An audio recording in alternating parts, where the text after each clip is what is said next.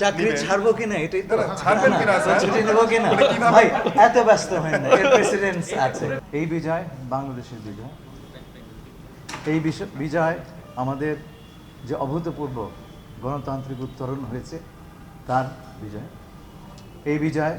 আমাদের প্রিয় প্রধানমন্ত্রী বিজয় কারণ তিনি যদি এই সিদ্ধান্ত না নিতেন এবং দৃঢ়ভাবে এবং অবিচলভাবে বিরতিহীনভাবে আমাদেরকে সমর্থন না করতেন তাহলে এই 10 বছরের রাস্তা 10 সপ্তাহে আমরা অতিক্রম করতে পারতাম না আমাদের পররাষ্ট্র মন্ত্রণালয়ের সকল কর্মকর্তা বিদেশে যারা আছেন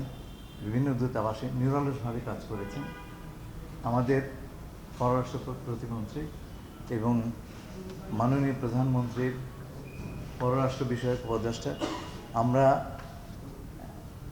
যে টিম স্পিরিটে কাজ করেছি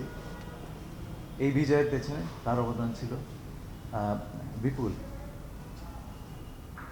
এই বিজয় আমরা বাংলাদেশের ভবিষ্যতের কাছে উৎসর্গ করছি ধন্যবাদ স্যার স্যার একটা বিষয় স্যার যে একটা প্রশ্ন এখন চলে আসছে আপনি যেহেতু বিজয় লাভ করেছেন এটা কনগ্রাচুলেশনস আপনাকে টিকাবের পক্ষ থেকে কনগ্রাচুলেশন জানানো হয়েছে এখন স্যার মানে কিভাবে আপনি তো ইউএনএ বলে আসছেন যে আপনি ছুটি চাকরি ছাড়বো কিনা এটাই তো ছাড়বেন কিনা স্যার? ছুটি নেবো কিনা ভাই এত ব্যস্ত হয় না এর প্রেসিডেন্স আছে হ্যাঁ আমাদের আজকে থেকে 40 বছর আগে জনাব হুমায়ুন রশিদ চৌধুরী সাহেব আমাদের প্রাক্তন পররাষ্ট্রমন্ত্রী এই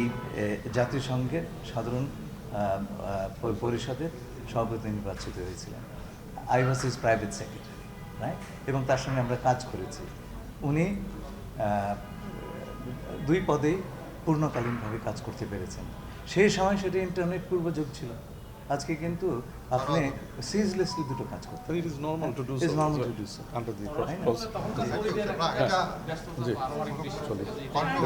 আপনি জানার জন্য নাথিং এলস জানার জন্য আমরা চাই আপনি 2 পদে থাকেন এই এটা আমি আগেও বলে দিয়েছি ক্লিয়ার করে দিয়েছি অনেকেই বলেছেন যে এখন যিনি আছেন জার্মানির উনি তো পররাষ্ট্রমন্ত্রী ছিলেন উনি তো ওই পদ ছেড়েই কাজ করেছেন আসলে যে জিনিসটা হচ্ছে উনি গ্রিন পার্টির নেতা ছিলেন গ্রিন পার্টি ইলেকশনে হেরেছে সুতরাং পররাষ্ট্রমন্ত্রী থাকতে পারেননি থ্যাংক ইউ একটু বলবেন স্যার